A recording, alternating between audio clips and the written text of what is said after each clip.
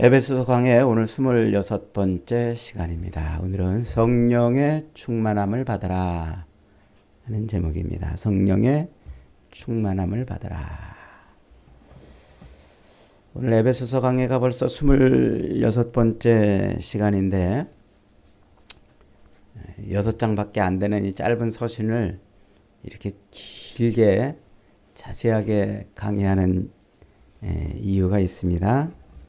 그것은 곧 우리의 신앙이 말로만 되어지는 신앙이 아니고 또 세상에 있는 여러 가지 많은 종교들과 확실히 구분되는 그런 신앙이어야 한다는 것을 지금 말씀을 드리고 있는 거예요. 에베소서는 사도 바울이 에베소 교회에 보내는 편지라고 그랬죠.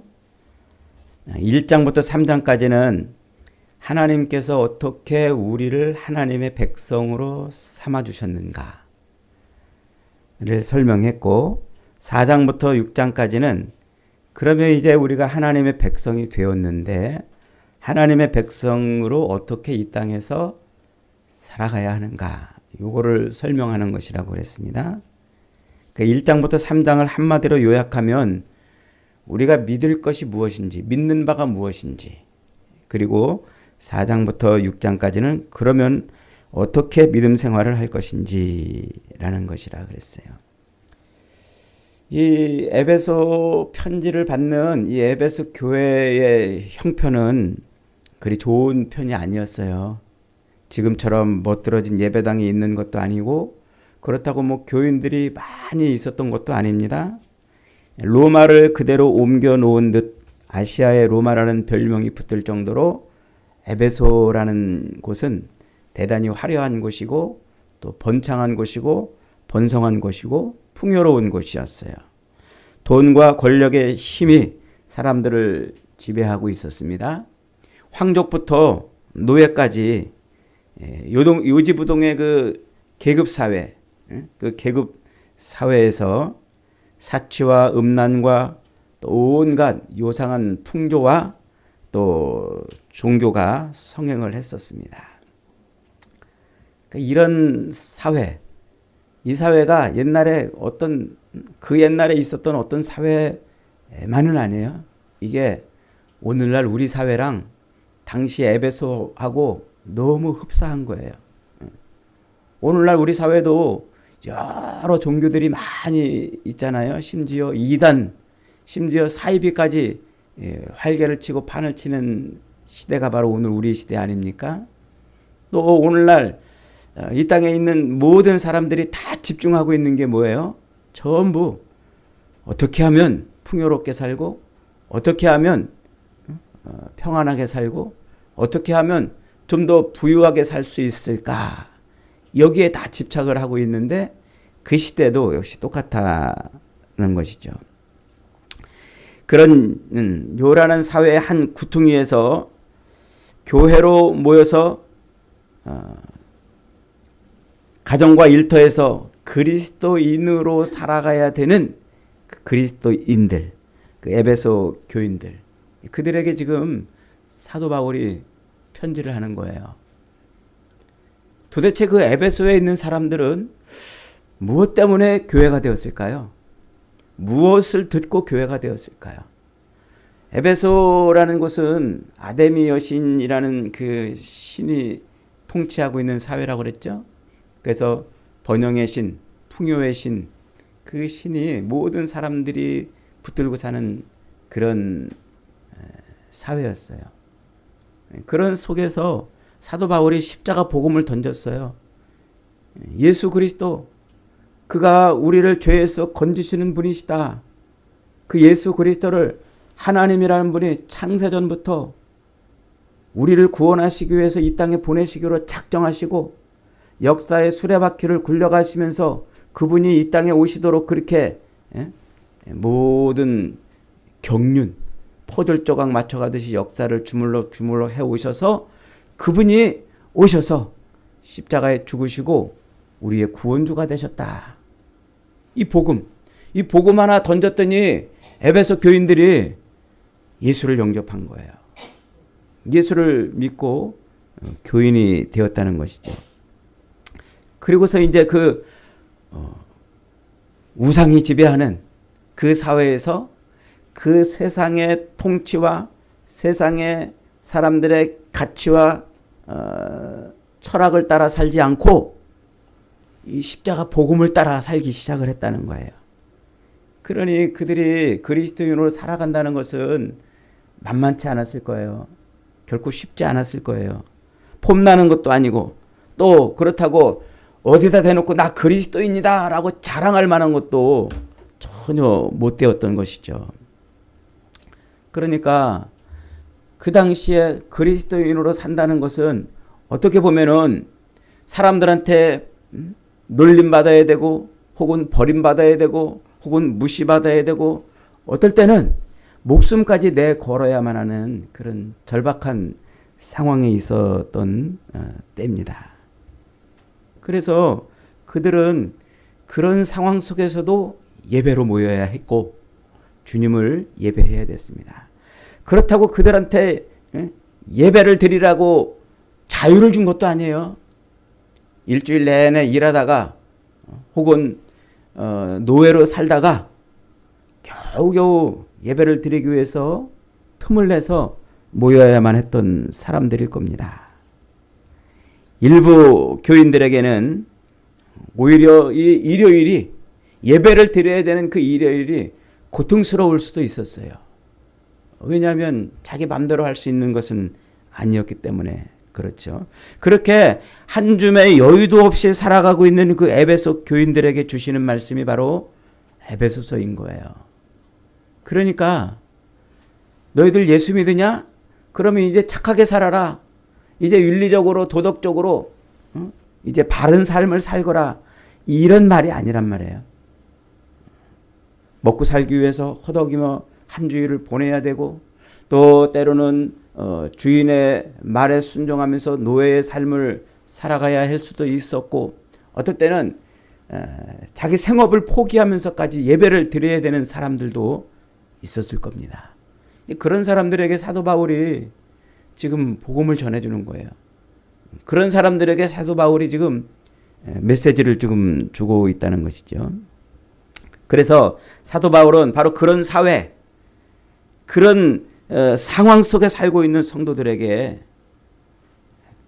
그들에게 그리스도의 장성한 분량이 충만한 데까지 자라서 온전한 삶을 살아가는 존재가 교회인이라 지금 그렇게 말씀하고 있는 거예요. 교회가 뭐라고 그랬어요? 교회. 에클레시아. 싸움을 위해서 부르심을 받은 사람들이라고 그랬잖아요. 너희들 싸움을 위해서 부르심을 받았다는 거예요. 그래서 소집 영장을 받고 군에 입대해서 사회에서 입던 그 옷을 싹 벗어버리고 군복으로 환복한 이후에 군인 정신을 머릿속에 넣고 이제 나가서 열심히 군인으로 살아야 되는 훈련을 받은 다음에 그리고 이제는 군인으로 살아가야 되는 그런 존재라는 것이죠. 그래서 성도 개개인은 믿음의 대상인 예수 그리스도가 누구신지를 정확히 배우고 그리스도에 대한 지식이 삶으로 체득되도록 몸부림치며 사는 것이다. 그게 성도고 그게 교회다는 거예요. 내가 배운 그리스도에 대한 지식, 내가 들은 복음, 십자가 복음을 내 삶에서 체득이 되도록 몸부림치며 사는 것, 그것이 성도고 그것이 교회의 삶이고 신앙생활이다는 것이죠. 그리고 그렇게 사는 것을 사도 바울은 싸움이라고 비유했다고 그랬어요. 왜냐하면 나의 옛사람과 싸워야 돼요. 나의 옛 자아하고 싸워야 돼요. 나의 옛사람, 나의 옛 자아는 뭐예요? 이 땅, 육신으로 사는 이 삶에 집중해서 그 육신적인 삶에서 성공하고 또 부유하고 또 번영하는 삶을 살기 위해서는 세상의 철학과 가치와 세상의 이념과 사상을 따라 살아야 되는데 그걸 포기하라니까 이게 쉬운 것이겠어요? 그러니 얼마나 그 가치관에 충돌이 일어나고 얼마나 나의 그 옛사람, 나의 옛 자아하고 싸워야 되겠습니까? 그래서 예수 그리스도를 믿는다는 것은 옛사람을 벗어버리고 새사람을 입는 것이라 그러는 거예요. 새사람. 옛사람을 벗어버리고 새사람을 입는 것이 무엇인지를 설명한 바울은 오늘 본문 14절에서 이렇게 말합니다. 그러므로 이르시기를 잠자는 자여 깨어서 죽은 자들 가운데서 일어나라. 잠자는 자여 깨어서 죽은 자들 가운데서 일어나라. 그래요. 이미 에베소서 2장에서 우리를 어떻게 했습니까? 허물과 죄로 죽은 우리를 살리셨도다 그랬잖아요. 그 말을 오늘 여기서는 이렇게 다시 표현하는 거예요. 허물과 죄로 죽어버린 우리를 다시 살리신 것을 잠자는 자여 깨어서 죽은 자들 가운데서 일어나라. 그리스도께서 너에게 비추이시리라 하셨다 그래요. 그러니까 우리가 흔히 신앙을 내가 정신 차려서 이제 바르게 살아야지, 정신 차려서 내가 이제 온전하게 살아야지, 이렇게 자꾸 신앙생활을 생각하는데 성경은 우리를 뭐라고 그래요? 죽은 자란 말이에요. 죽은 자. 죽은 자가 벌떡 일어나 정신 차려가지고 바르게 살아야지, 이럴 수 없다는 거예요. 죽어있는데 시체가 자다가 누워있다가 죽어있다가 번쩍 정신이 들어가지고 내가 이렇게 있어서는 안 되겠다, 그렇게 벌떡 일어나가지고 새 삶을 살겠냔 말이에요. 우리는 그럴 수 없는 존재라는 거예요. 누가 우리를 깨웠단 말이에요? 그리스도 예수가 깨웠단 말이에요. 누가 우리를 일으켜 세웠단 말이에요? 예수가 우리를 일으켜 세웠단 말이에요. 예수가. 죽어있는 우리를 하나님하고 분리돼가지고 그저 자기 욕망과 욕심과 자기 정욕을 채우기 위해서 몸부림치며 살 수밖에 없었던 우리를 예수 그리스도께서 깨워서 일으켜서 하나님을 향해 갈 수 있는 사람이 되게 만들었다는 말이에요. 되게 만들었다. 그러니 우리는 그리스도께서 그렇게 우리를 깨워서 하나님을 향하여 길을 비춰내시는 그런 존재가 되었으니 15절에서 이렇게 말합니다. 15절 같이 한번 읽어봅니다. 시작. 그런즉 너희가 어떻게 행할지를 자세히 주의하여 지혜 없는 자같이 하지 말고 오직 지혜 있는 자같이 하여 세월을 아끼라. 때가 아까니라 그랬죠. 그런즉 너희가 어떻게 행할지를 자세히 뭐하여? 주의하여 생각한다는 말이에요. 어떻게 행할지. 나는 죽어 있었던 존재인데 그리스도께서 나에게 빛을 비춰서 나를 벌떡 이렇게 세워서 이제 하나님을 향하여 갈 수 있는 존재가 되게 했구나. 되게 했구나. 그러니 어떻게 하라고요? 지혜 없는 자같이 하지 말고 지혜 있는 자같이 하라 그랬어요. 여러분, 이 지혜를 제가 여러 번 설명을 드렸죠. 지혜가 뭐예요? 우리 흔히 이제 지식과 지혜 이렇게 나누잖아요. 그래서 이제 이 지식을 많이 가지고 지혜롭게 살아라 이렇게 말하는데, 지식이 뭐라고 그랬습니까? 지식은 우리의 오감, 시각, 청각, 후각, 미각, 촉각을 통해서 우리의 오감을 통해서 받아들이는 모든 데이터, 정보를 지식이라 그런다고 그랬죠. 이거는 빨간색이구나. 해가 뜨면 따뜻하구나. 해가 지면은 춥구나. 저거는 초록색이구나. 저거는 맛있구나. 저건 뜨겁구나. 우리의 오감을 통해서 받아들이는 그런 지식, 그런 데이터를 지식이라 그런다고 그랬어요. 그 지혜는 뭐라고 그랬어요? 지혜. 그 데이터, 오감을 통해서 받아들이는 그 데이터를 활용해가지고, 그것을 활용해가지고 창조주 하나님을 바라보는 것이 지혜라 그랬어요. 그래서 잠언서에서 지혜의 근본은, 지혜의 그 뿌리는, 지혜의 진짜 실체는 뭐라고요? 여호와를 경외하는 것이다. 그러잖아요.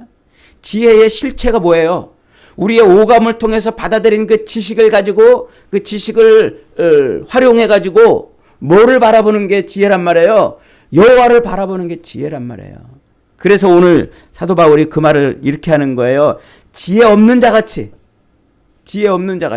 오감을 통해서 하나님이 계신 것을 알매도 불구하고 하나님을 바라보지 못하는 자들처럼 행하지 말고 오감을 통해서 하나님이 계신 것을 봤으면 그렇게 지혜 있는 자같이 살아가란 말이에요. 떠오르는 태양을 보면서 저것이 그저 우연히 떠오른다고 생각하며 살지 말고, 야, 하나님이 저 태양을 만드셔서 태양을 또 움직이시는구나. 아침에 일어나서 우리가 하루 숨 쉬면서 살아가는 이 하루를 얻은 것 때문에, 이것 때문에 하나님이 나를 또 하루를 살게 하시는구나. 그렇게 생각하라는 거예요. 그렇게. 그런데 우리 그렇게 생각해요? 아무도 예수를 믿는다고 말하면서도 우리의 오감을 통해서 하나님 살아계신 것이 분명히 느껴지고 파악이 되는데도 모두가 그렇게 하나님을 경외하는 쪽으로 가지 않고 지혜 없는 삶을 산단 말이에요. 하나님 없는 것처럼 다 그렇게 살아간단 말이에요. 그런 삶을 살지 말고 어떻게 하라? 세월을 아끼라. 때가 악하니라. 그래요. 이 세월을 아끼라 때가 악하니라는 이게 우리말로 번역을 좀 이렇게 매끄럽게 한다고 이렇게 번역을 해놓은 것 같은데, 원어의 직접적인 그 뜻은 악한 때 속에 넣어주셨으니까 값을 치르고 기회를 사라, 이 말이에요. 한번 따라해 봅시다. 악한 때 속에 넣어주셨으니까 값을 치르고 기회를 사라. 이게 본문의 원 의미예요.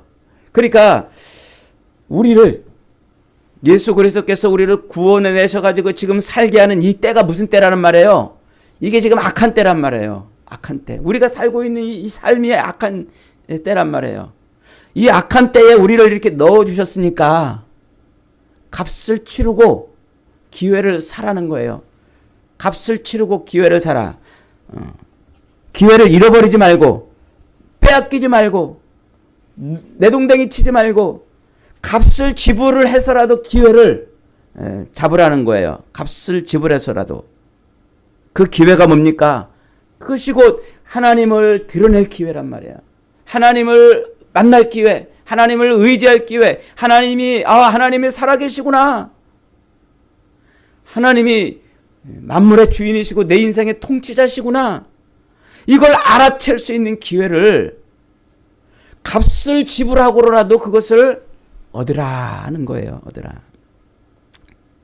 그래서 사도 바울은 지금 우리 그리스도인들에게 오감을 통해서 알 수 있는 살아계신 하나님, 그 하나님을 붙잡을 기회를, 그 기회를 값을 지불하고라도 그것을 놓치지 말아라 말하고 있는 거예요.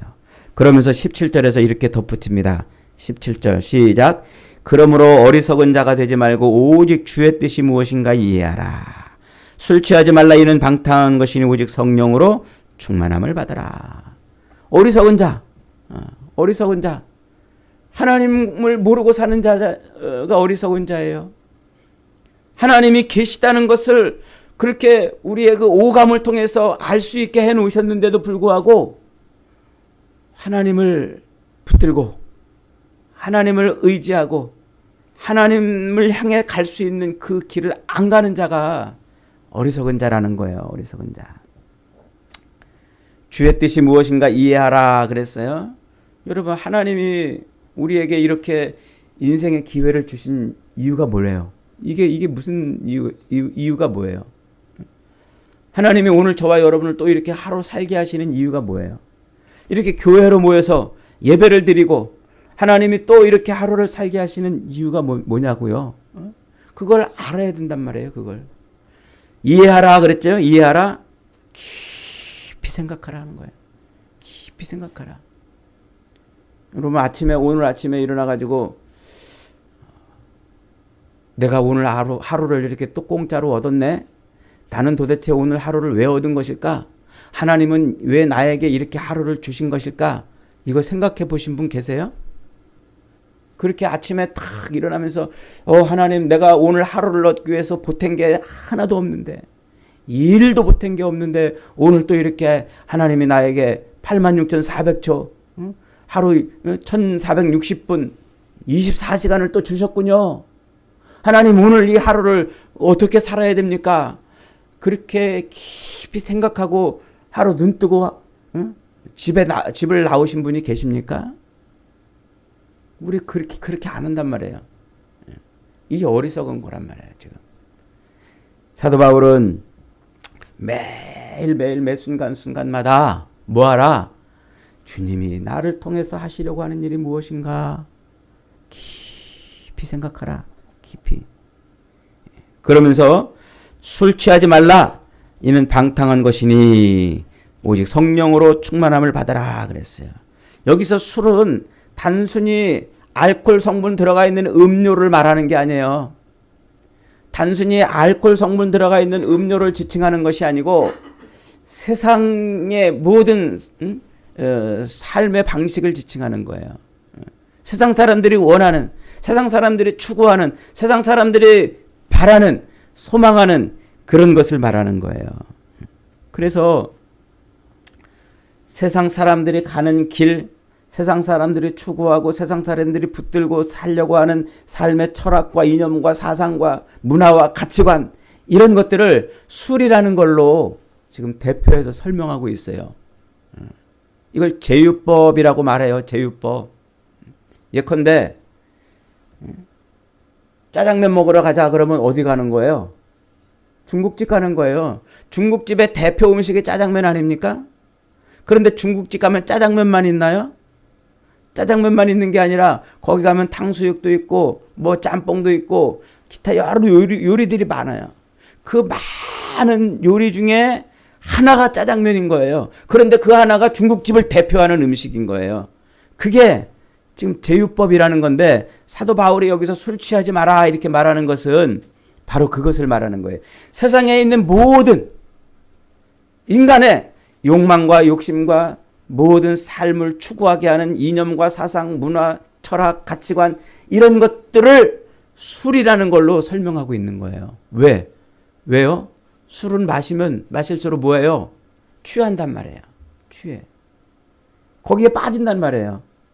마시면 마실수록 자기 이성의 통제가 안 되고, 마시면 마실수록 거기에 더 취해서 거기에 붙들리는 것이기 때문에 이 술이 적절한 비유가 되는 거예요. 적절한 비유. 세상이 그렇다는 거예요. 세상의 철학이 그것을 따라 살면 살수록 거기에 취하게 되는 거예요. 세상의 이념과 사상이 거기에 빠지면 빠질수록 취하는 거예요. 그러니까 그런 방탕한 것에 취해 사는 거예요. 보세요. 우리나라 지금 정치가 이념으로 이렇게 갈라져 있잖아요. 그래서 목사들도 어떤 목사는 보수 목사가 있고 어떤 목사는 좌파 목사가 있고 막 그래요. 이게 왜 그래요? 인간이 다 어리석기 때문에 그래요. 모든 것을 다 꿰뚫어 보는 그런 지혜가 있다면요, 이념에 이렇게 갈라지지 않아요. 뭐가 잘못된지 뭐가 좋은지를 분별하는 게 딱 인간에게 이런 능력이 있어 보세요. 그러면 이렇게 이념으로 혹은 철학으로 사상으로 이렇게 갈라지겠습니까? 안 갈라진다는 거예요. 그런데 이렇게 서로 막 갈라져 가지고 싸우는 건 뭐예요? 이게 다 어리석어서 그래요. 저도 어리석고 여러분도 어리석고 대통령도 어리석고 저희 국회의원들도 다 어리석어요. 하나님이 은혜를 주셔서 자기에게 맡겨진 자기 분야의 그 어떤 부분만 일할 수 있게 하나님이 은혜의 빛을 비치기 때문에 자기 안에서 그거 붙들고 몸부림치며 사는 거예요. 저도 하나님이 목사라는, 목회자라는 하나님의 말씀인 이 성경을 바르게 여러분들에게 가르칠 수 있는 그 부분에서만 은혜를 주셨기 때문에 거기에서만 여러분보다 조금 더 잘나가지고 일하는 것이지, 나머지는 여러분보다 훨씬 제가 더 못해요. 여러분보다 훨씬 더 못났고 훨씬 더 미련하고 그래요. 목사가 뭐 다 하는 것도 아니고 말이죠. 대통령이라도 그래요. 얼마나 한쪽만 보잖아요. 한쪽만.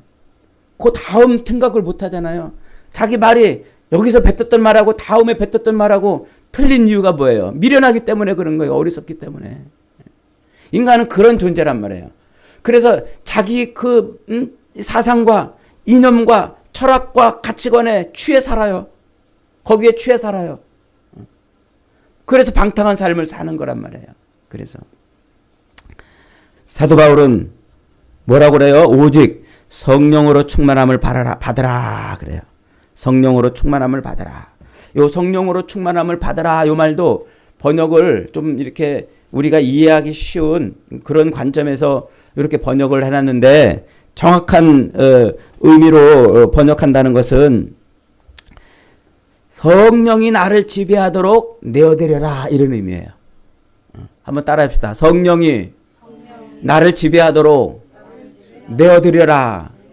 이게 성령의 충만함을 받으라는 말이에요. 정확한 의미가 말이죠. 성령은 하나님이세요.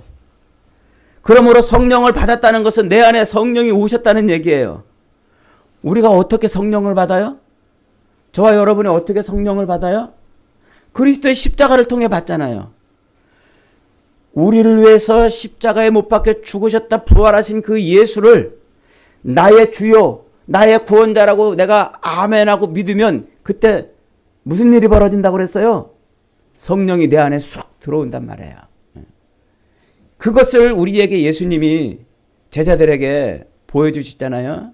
그래서 예수님이 부활하신 다음에 저 갈릴리 바닷가 가서 물고기 잡고 있는 제자들에게 쫓아가셔가지고 그들 앞에 나타나서 물고기도 구워주시고 그들과 대화하시고 그러고서는 이제 당신이 부활하셨다는 사실을 제자들한테 확인시켜주고 그리고 뭐 어떻게 하세요?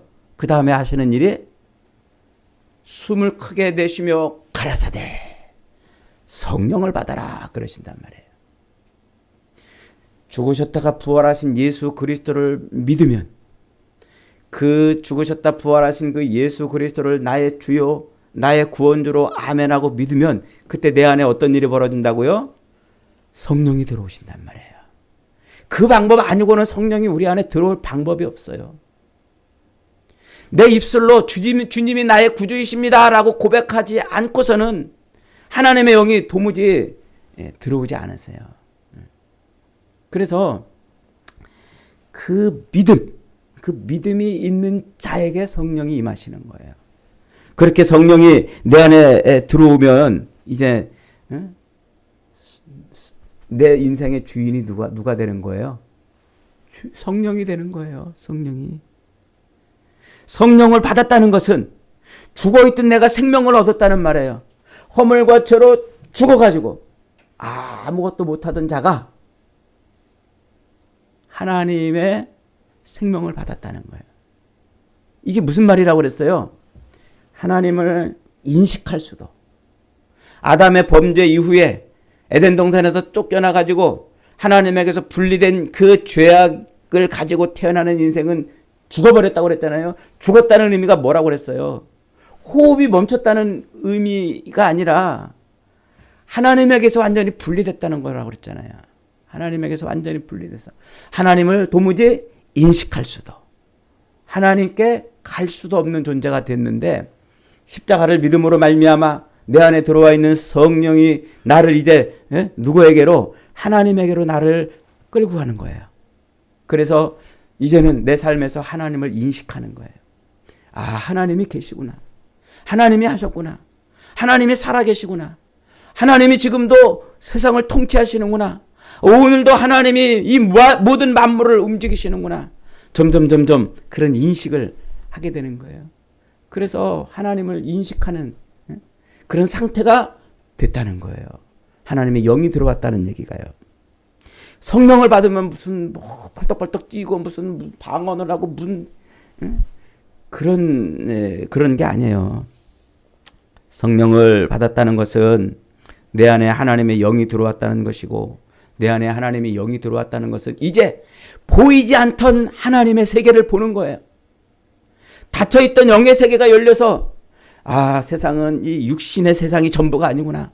이 눈에 보이는 세상이 전부가 아니구나. 영의 세계가 있구나 하는 것을 인식하는 거예요. 영의 세계. 성령을 받음으로 말미암아 우리는 비로소 눈에 보이지 아니하시지만은 여전히 세상을 움직이시고 눈에 보이지 아니하시지만 여전히 세상 모든 것을 통치하시는 하나님의 세계가 있다는 것을 인식하는 거예요. 그걸 아는 거예요. 그걸 깨닫는 거예요. 그걸 느끼는 거예요. 그게 성령 받은 사람의 중요한 특징입니다. 중요한 특징. 그래서 그리스도인으로 살아가기 위해서는요, 하나님의 영이 임하지 않고서는 불가능한 거예요. 하나님의 영이 임하지 않고서는요. 성령이 임했다는 것은요, 이제 하나님의 영이 내 안에 들어와서 하나님을 인식하는, 하나님의 세계를 인식하는 그런 삶이 되었다는 것이에요. 그래서 성령의 충만함을 받아라 이렇게 말하고 있는데, 이것은 성령께서 나를 지배하도록, 나를 이끌어 가시도록 이제 내어드려라 이 말이에요. 그러면 어떻게 내어드려요? 성령이 내 안에 들어왔어요. 어떻게 내어드려요? 성령이 나를 이끌어 가도록 어떻게 내어드려요? 내어줘야 되잖아요. 성령이 충만한 내 안에서 나를 지배하도록 꽉 차도록 내어드려야 되잖아요. 뭘 내어드립니까? 어디를 내어드려요? 내 삶을 내드리는 거예요. 내 삶을. 내 삶을. 지금까지는 내가 하루하루 먹고 사는데 급급해가지고 세상의 방법, 세상의 원리, 세상의 철학, 세상의 가치관, 세상의 종교를 따라 살았어요. 그것 아니면 내가 죽는 줄 알았어요. 세상 사람들이 살아가는 방법대로 안 살면 내가 곧 죽는 것 같고, 세상 사람들이 붙들고 있는 것 내가 안 붙들면 내가 금방 멸망되는 것 같아가지고 염려와 걱정과 불안과 근심 갖고 살았어요. 그런데 성령이 내 안에 들어왔어요. 이제는 성령께 내 삶을 내드려야 돼요.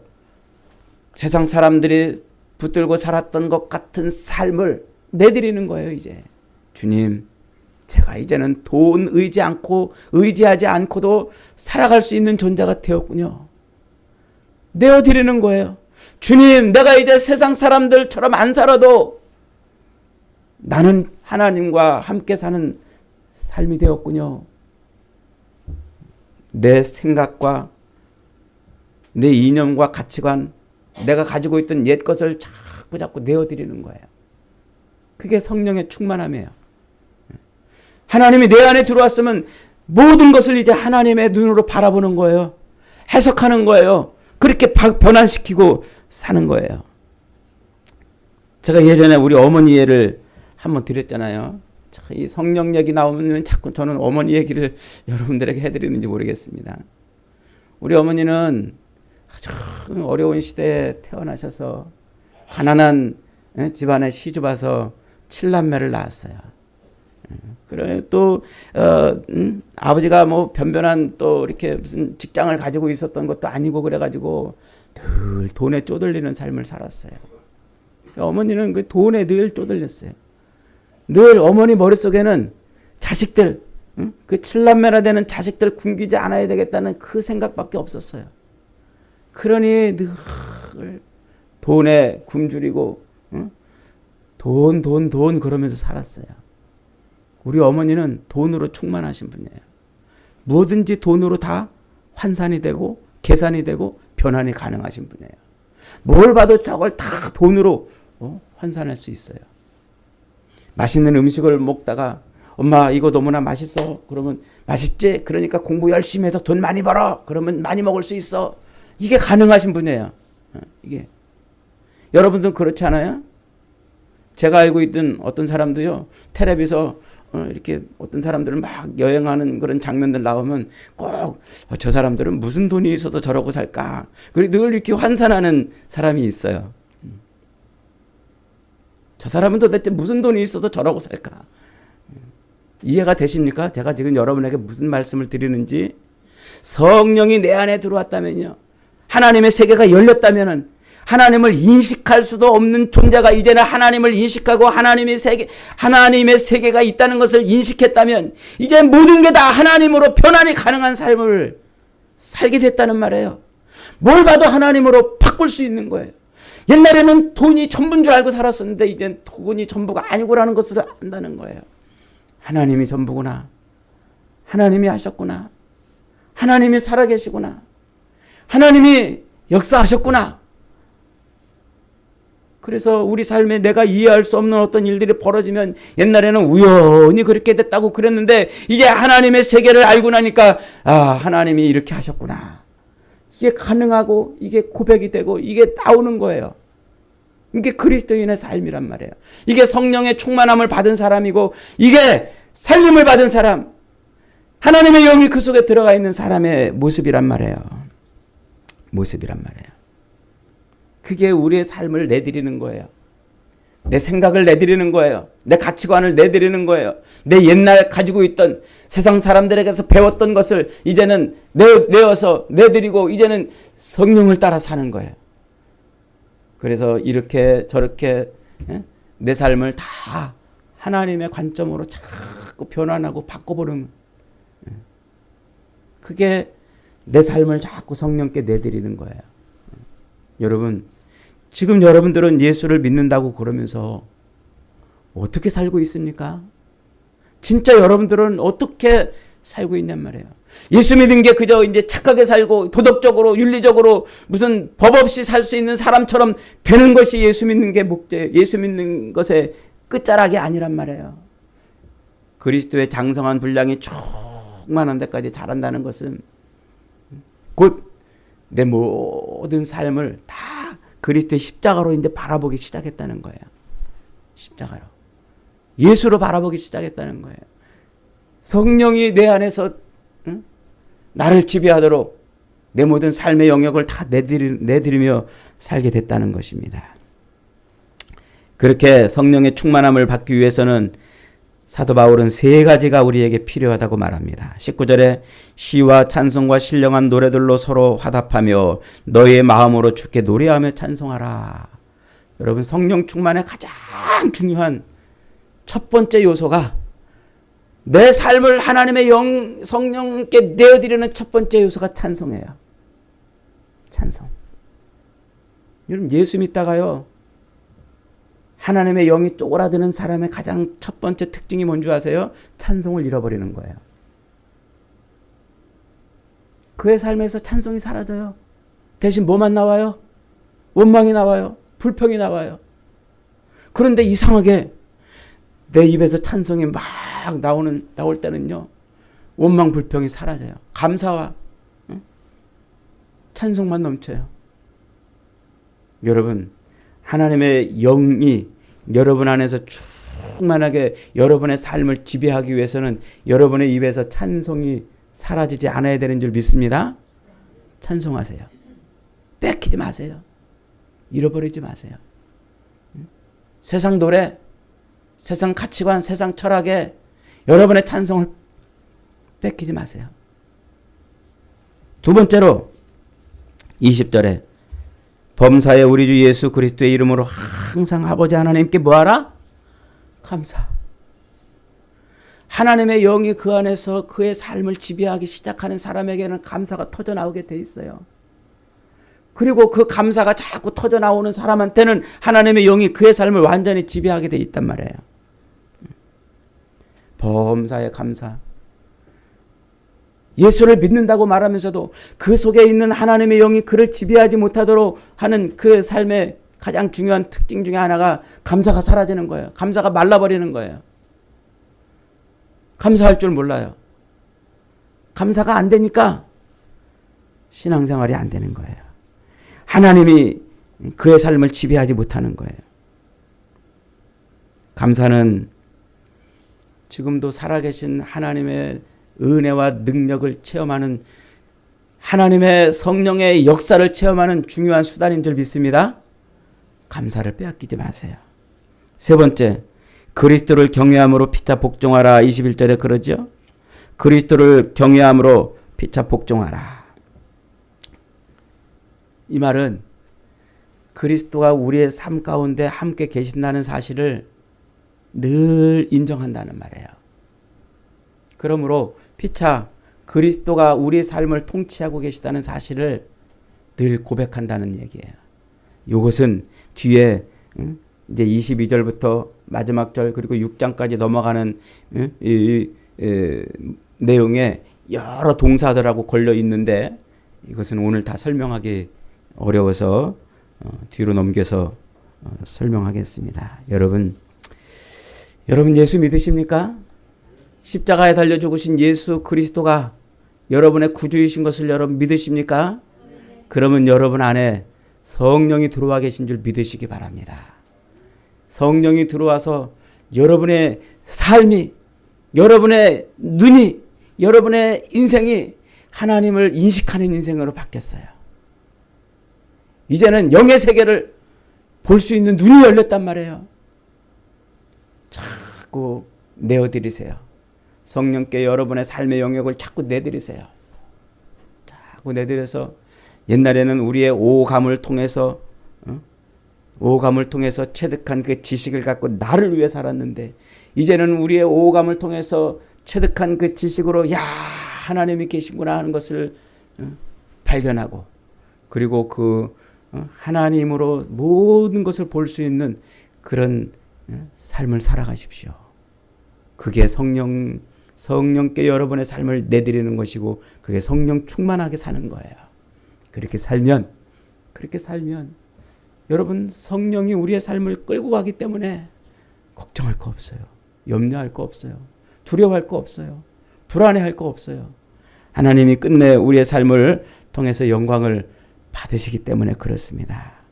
여러분 시와 찬송과 신령한 노래들로 화답하며 너희 마음으로 주께 노래하면 성령이 여러분 안에 충만한 줄 믿으시기 바랍니다. 감사가 여러분의 삶에 넘치면 성령이 여러분의 삶을 이끌어가는 줄 믿으시기 바랍니다. 우리의 모든 삶 가운데 그리스도가 항상 계시다는 사실을 인정하고 살면 성령이 우리를 내버리지 않으세요. 늘 함께 하십니다. 사랑하는 여러분, 예수 믿는다는 것은요 착하게 사는 게 아니에요. 남들보다 조금 더 거짓말 안 하고 도둑질 안 하고 나쁜 짓 안 하고 그런 윤리 도덕적으로 산다는 게 아니라 완전히 그의 인생이 바뀌는 거예요.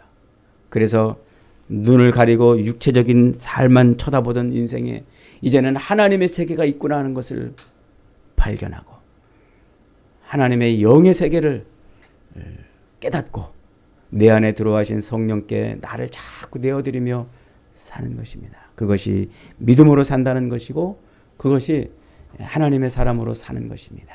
그렇게 저와 여러분은 믿음으로 하나님의 사람으로 그리스도의 장성한 분량이 충만한 데 이르기까지 성령 충만한 삶을 살아가시기를 주님의 이름으로 축복합니다. 아멘.